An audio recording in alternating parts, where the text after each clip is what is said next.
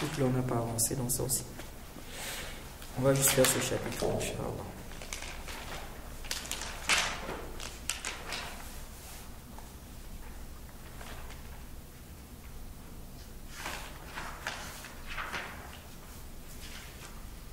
Il faut qu'on essaie de terminer le chapitre de l'avant cette semaine. Je pense qu'on pourra terminer le solfège avant Ça. le départ, je pense que ce sera possible. Non, comme ça, il va rester l'héritage avec le chapitre des nourritures 1. Je pense que ce sera possible. De quoi? On va terminer le solfège. Inch'Allah, j'espère. Le Manhaj Salikin, ça c'est bon. Manhaj Salikin, peut-être qu'on ne va pas faire le chapitre sur les peines là. Peut-être. Mais je crois que l'héritage, on peut arriver jusque là-bas. Chapitre de la nourriture aussi. Ah, c'est génial, c'est ça. Jinayat, oui.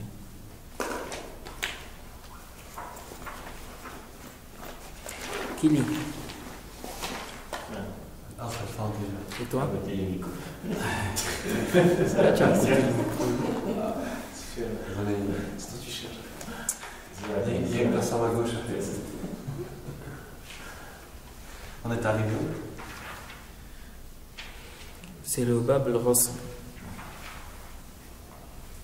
Quel me s'appelait exactement? C'est au début. Tout début du chapitre. Allez, on n'a pas déjà commencé. Non. D'accord. Alhamdulillah Rabbil Alamin, wa salatu wa salam ala ashraf al-anbiya wal mursalin. قال المؤلف رحمه الله باب الغصب وهو الاستيلاء على مال الغير بغير حق. Naam. Bismillah wa salatu wa salam ala rasulillahi amma ba'd. Donc le cheikh dit ici, chapitre, le vol ou bien l'usurpation. L'usurpation. Qu'est-ce que c'est? C'est prendre le bien d'autrui sans aucun droit, avec force. Ok? Naam.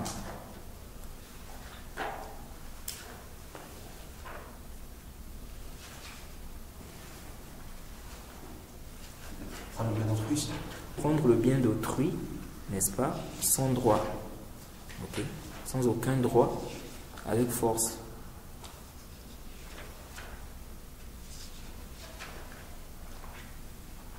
Comme ceux qui volent les terrains des gens. Des trucs comme ça. Non. وهو محرم من حديث من اقتطع شبرا من الأرض ظلما توقاه الله به يوم القيامة من 7 أرضين متفق عليه. Non, il dit c'est interdit.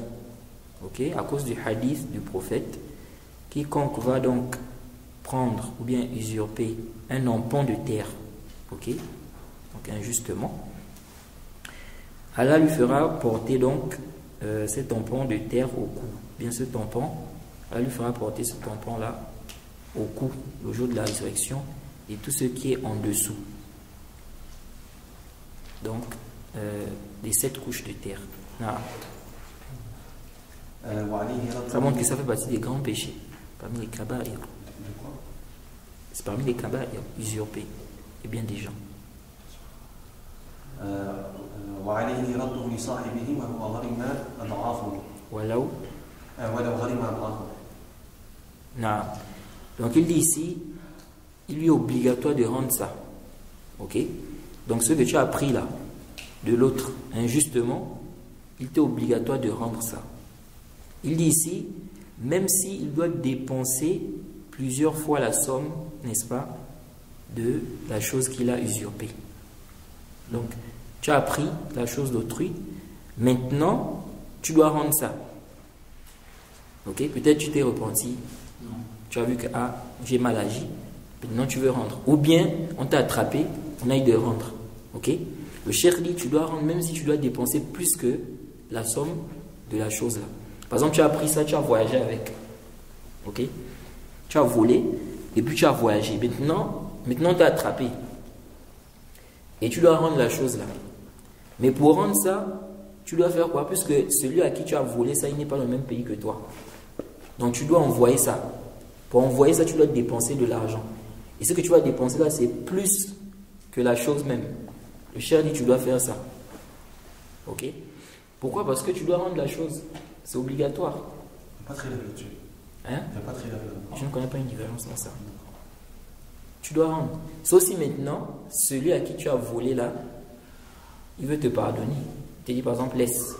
Ok? Il n'y a pas de problème. Mais si il te dit non, tu dois me donner ma chose, tu dois te débrouiller à lui donner ça, même si tu vas dépenser plus. Il dit, oh mais je veux dépenser plus que la valeur de la chose. Qui t'a demandé de voler ça? Ok? Donc tu dois rendre. Et c'est dangereux, les injustices là.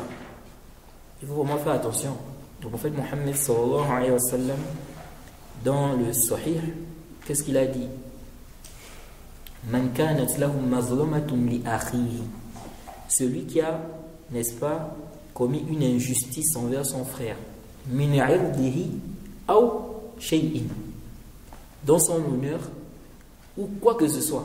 Shay'in. Donc, quelle que soit la chose, il dit فَلْيَتَحَلَّلُهُ مِنْهُ الْيَوْمِ. Il doit s'en acquitter, il doit chercher, n'est-ce pas, à résoudre ça maintenant. Le prophète Mohammed sallallahu alayhi wa sallam dit quoi? Il dit avant que quoi? قَبْلَ أَنْ يَكُونَ. Avant qu'on se retrouve un jour où il n'y aura pas quoi? Même la calomnie. Hein? La calomnie, même la calomnie, on va voir même. Le prophète dit le jour où il n'y aura ni dinar ni dirham, c'est-à-dire il n'y a pas l'argent. Tu vas dire que non, je peux donner ça peut-être, voilà. Ce jour-là, il n'y a pas ça. Et ce qui est dangereux dans ça, c'est quoi?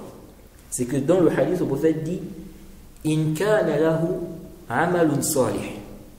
Il dit s'il a des œuvres pieuses, il dit uriza bi qadri mazlamatihi. On va prendre ça et on va donner ça à l'autre en fonction de son injustice. Oui. Et il dit فَإِنْ لَمْ تَكُنْ لَهُ حَسَنَاتٍ أُخِذَ مِنْ سَيِّئَاتِ صَاحِبِهِ فَحُمِلَ عَلَيْهِ. Si maintenant il n'a pas de bonnes actions, il n'a pas, on fait comment? On va prendre les péchés de l'autre, on va lui donner ça. C'est pourquoi celui-là qui est injuste envers les gens, il cause du tort aux gens, il vole l'argent des gens, il insulte, il est etc., etc. En fait, il est en train de travailler pour toi. Le mouflis aussi. Ok? C'est dans une autre version, le prophète a dit Atadruna mal mouflis. Connaissez-vous qui est le mouflis? Les compagnons disent le mouflis, c'est celui qui a fait quoi? Il n'a pas de bien. Le prophète a dit Al mouflis min ummati man ya'ti yawm al-qiyamah bi salatin wa zakatin wa siyamin wa ya'ti faqad shatama hadha. Il dit le mouflis de ma communauté, c'est celui qui va venir yawm al-qiyamah, il a la prière, le jeûne, la zakat, il a insulté celui-là. Ah, même l'injure, c'est dedans. Il va dire, ah non, mais ça c'est seulement une injure. Non, même l'injure.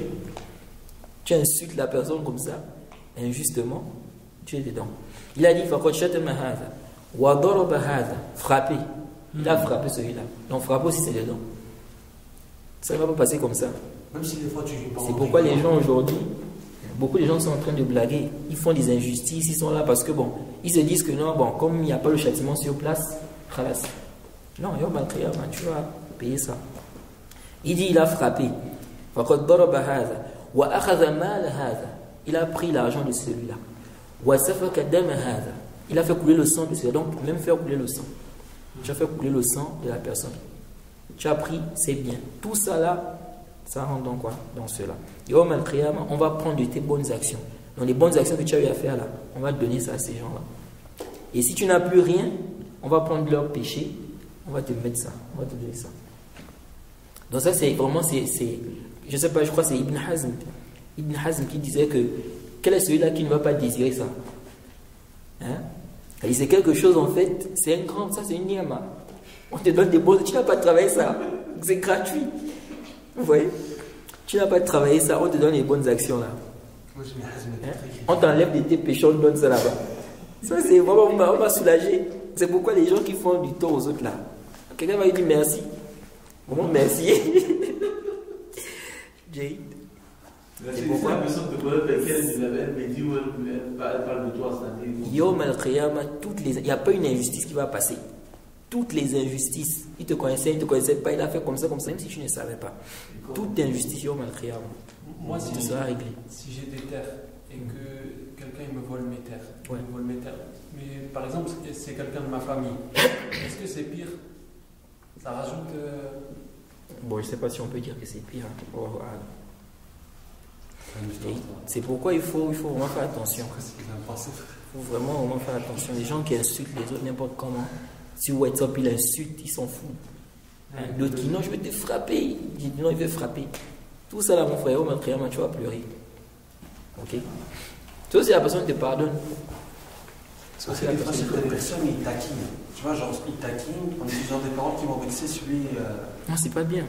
Ça, Si tu sais, parce que c'est pas interdit parfois de rigoler, de blaguer un peu, tant qu'on est dans le halal. Mais si tu sais que ça, l'autre n'aime pas, il faut laisser. Non, donc ici, là, le cheikh dit quoi? Il dit, il doit rendre ça, même s'il va dépenser beaucoup d'argent. Et ça, c'est mieux. Allah, il sait mieux de payer ici. Parce que Yom al-Khiyamah, mon frère, qui n'aura pas besoin de bonnes actions. Les gens qui font beaucoup de péchés, là. Bref, donc le cheikh a dit ici quoi, tu dois rembourser même si tu dois beaucoup dépenser. Non, ensuite il a dit non,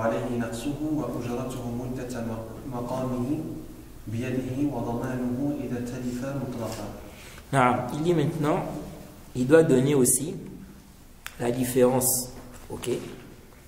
Donc s'il y a eu, comment dirais-je, une diminution, par exemple au niveau de la valeur de la chose, il doit payer ça.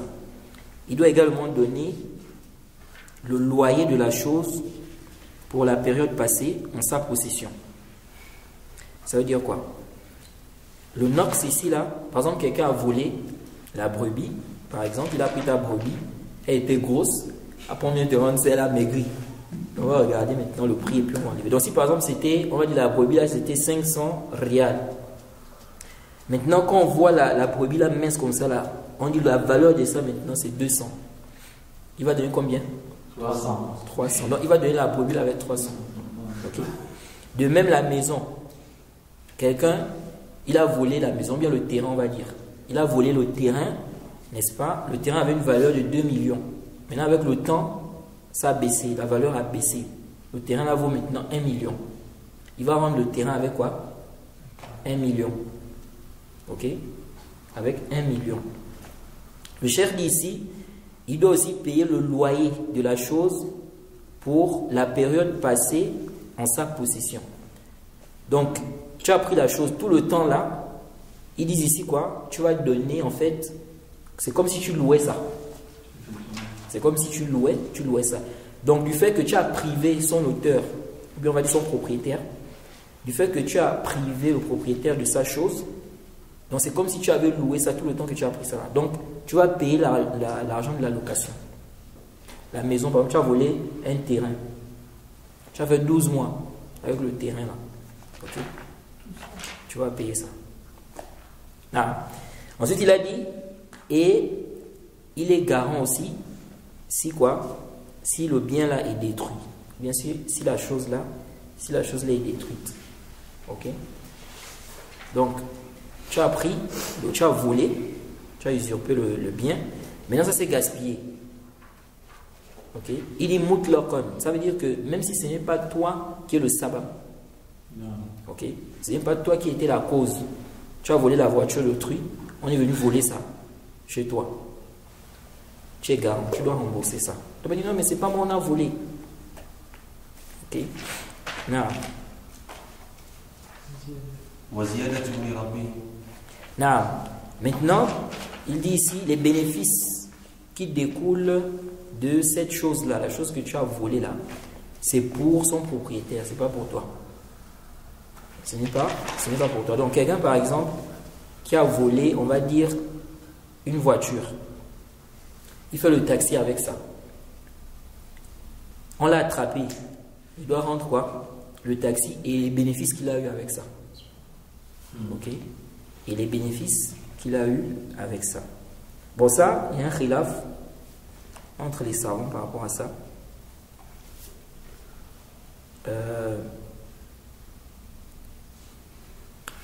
L'imam Malik et l'imam Abu Hanifa, ils ont dit non, les bénéfices là, tu vas garder ça.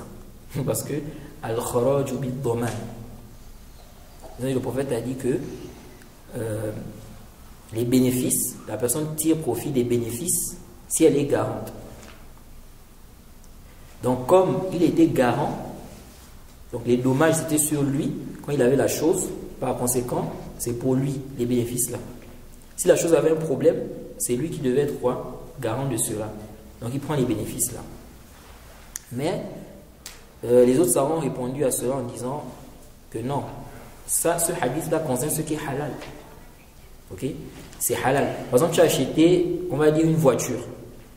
Maintenant, tu veux faire le taxi. Mais après, tu te rends compte que la voiture a un problème. La voiture a quoi? Un problème. Tu fais quoi? Tu fais quoi ici? Tu as acheté une voiture. Après, tu te rends compte que la voiture a un problème. Ça, c'est un problème. Ça ne dépend pas de toi. C'est depuis là-bas, c'est au propriétaire. C'est qui t'a vendu. Tu repars là-bas directement. Très bien.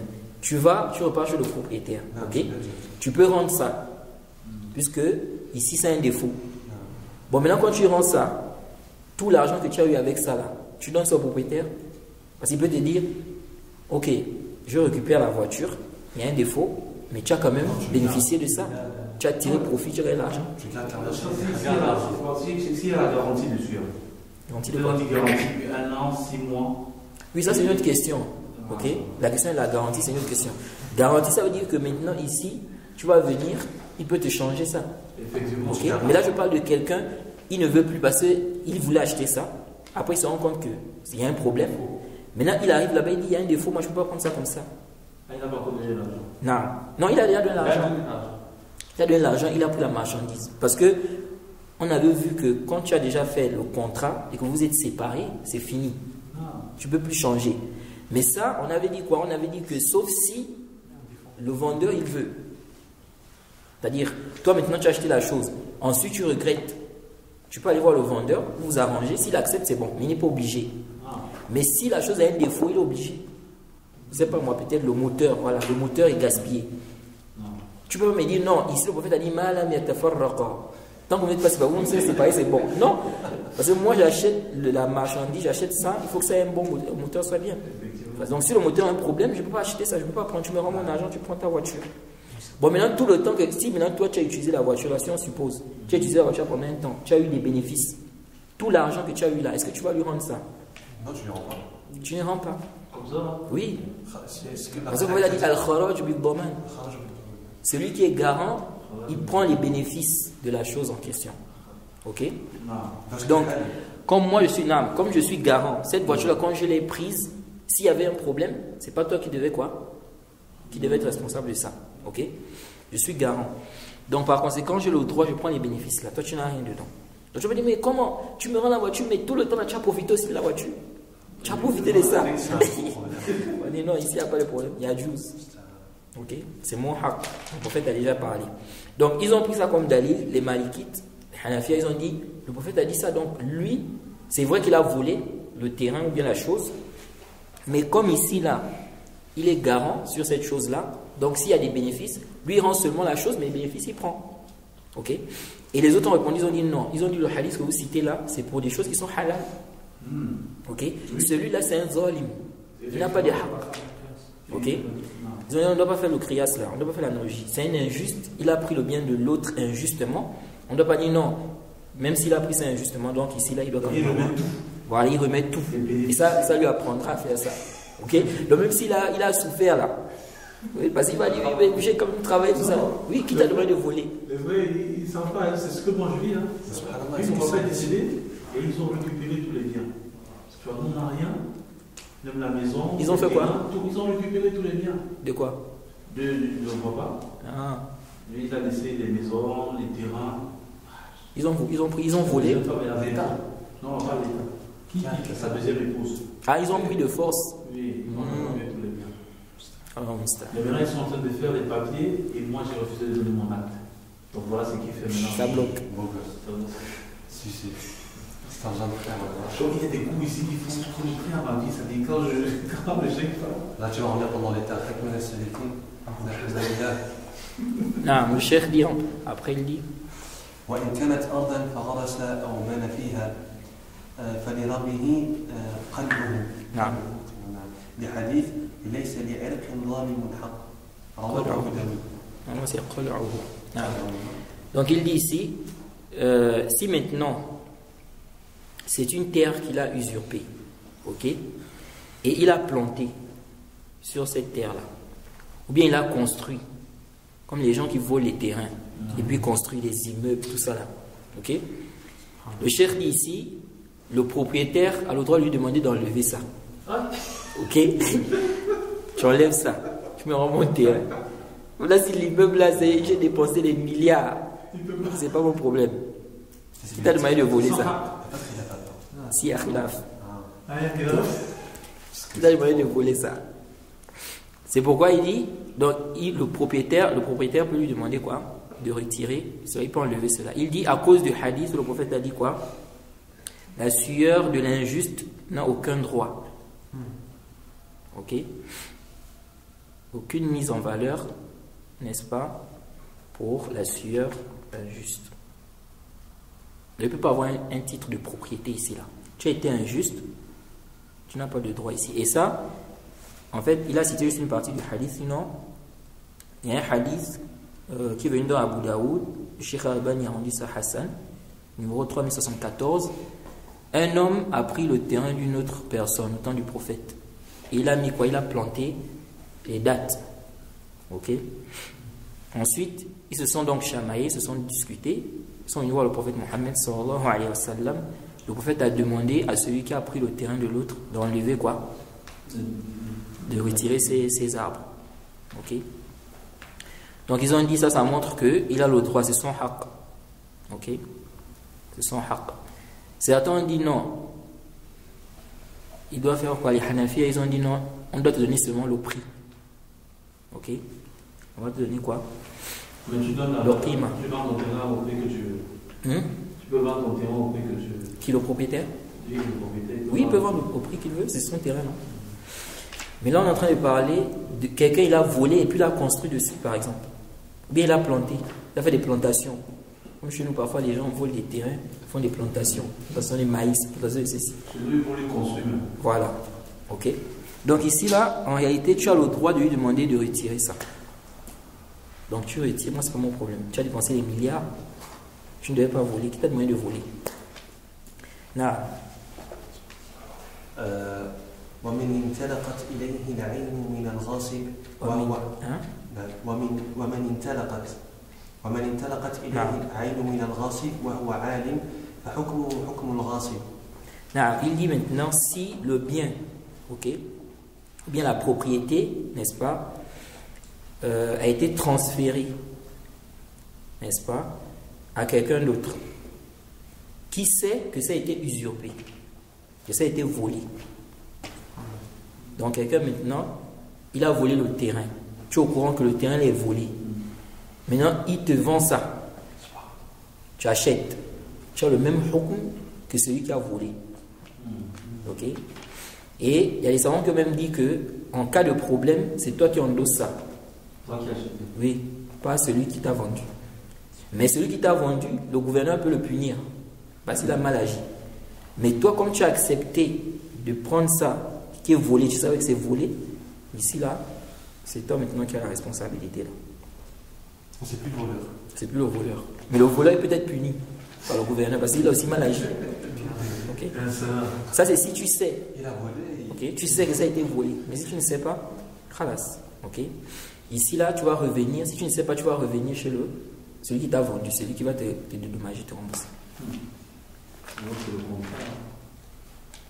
Parce que tu n'as rien à vouloir. Hein? Là, l'acheteur n'a pas de problème, mais c'est celui qui a vendu. Oui, souvent c'est ça. Souvent c'est ça. Mais parfois aussi le vendeur fuit. Parfois le vendeur fuit, il t'a vendu la chose. C'est ça comme ça le problème. Il dit mais non, on m'a vendu ça. Il dit non, mais c'était pas pour lui. On a beaucoup ça avec les téléphones. Ils vendent des téléphones et ils les vendent. Tu vois, oui, c'est ça. Certains ils savent, et d'autres ils savent. Maintenant, après, on te fait des problèmes. Tu dis mais j'ai acheté ça. Il dit mais ça a été volé. Comme chez nous, on a un endroit où ils vendent. Est-ce qu'ils vendent encore ça, Hamza? Comment ils appellent ça? De quoi? Garoutier, ça, garoutier. Oui. Ils appellent ça le marché noir. Oui, le marché noir. Ils vendent des téléphones, beaucoup de téléphones là-bas sont des téléphones volés. Donc quand tu vas là-bas, vraiment, tu te méfies. Parce que le téléphone que tu vas acheter là, est-ce que c'est un téléphone qui est vraiment. Si tu ne fais pas attention, on te vole encore. Oui, même toi, on peut te voler. C'est-à-dire celui qui t'a acheté, il va te suivre, il faut encore voler. Il fait un cycle. Ça agit, ben, Ouais, l'islam, quand il y a la crainte, tout ça c'est un manque de crainte. L'islam est bien, mes frères. Il faut que la crainte soit vraiment faible. Parce que quand tu crains Allah, vraiment, il y a des choses que tu ne peux pas faire. Tu vois des choses comme ça, tu agis, tu te dis quoi, ça va s'arrêter là quoi. Non mon frère. Il dit qu'il va faire comment s'il ne fait pas comme ça, il est obligé de faire comme ça. Subhanallah. Ceux qui voient le terrain là. Va travailler. Mais on a eu ça, on va. L'autre, tu ne sais pas comment l'autre a fait même pour avoir ça, subhanallah. Et ça fait mal hein, quand on te vole. Ah oui. Surtout quand c'est une chose que vraiment tu aimais. Tu as mal.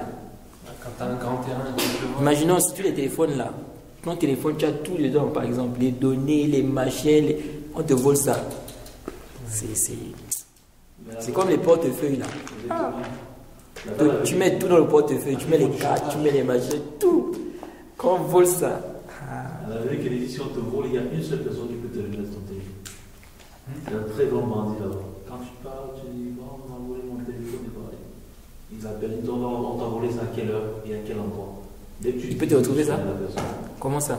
Ça veut dire qu'il connaît les bandits là ou bien quoi? Il coiffe tous les bandits là. Ah, je vois.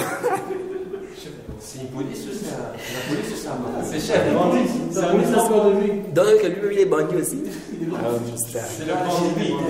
Tu lui donnes de l'argent, il t'aide à retrouver le téléphone. S'il a pitié de toi, il peut te donner comme ça. Et s'il n'a pas pitié, tu lui donnes. Il y a des Ton choses. téléphone a quelle valeur? Vous l'appelez comment? Mais aujourd'hui, Il est allemand ou pas? aujourd'hui avec les, ils appellent ça comment? iPhone. Les iPhones maintenant aujourd'hui, il y a quand même des trucs de sécurité, non? Ah, quand il est volé, tu peux bloquer. Je peux bloquer. On va pas récupérer. Il y a aussi un truc là. Mais les gars, ils sont avancés dans la technologie. Il y a un petit truc comme ça que tu peux coller sur la chose. Ça te permet de retrouver. C'est un truc de je sais pas quoi. AirTag. Oui, AirTag, je pense, c'est ça. J'ai ça à la maison là, mais je n'ai jamais utilisé ça. Mais ça là, la personne peut retirer. Et même le blocage, là, les gars ont trouvé les systèmes pour débloquer. Ah bon? Ah, les gars, ils sont forts. Non, ils font des mises à jour. Ils arrivent à bloquer. Ah ouais, c'est ceux facile. qui Ça. débloquent. Ils remontent ce frère, ils enlèvent. Ah, donc tu connais, hein? Et là, Effectivement. Oui. Allez. non, moi je suis pas dans ça. Moi. Ça, on n'a pas dit qu'il fait dans ça. J'ai dit,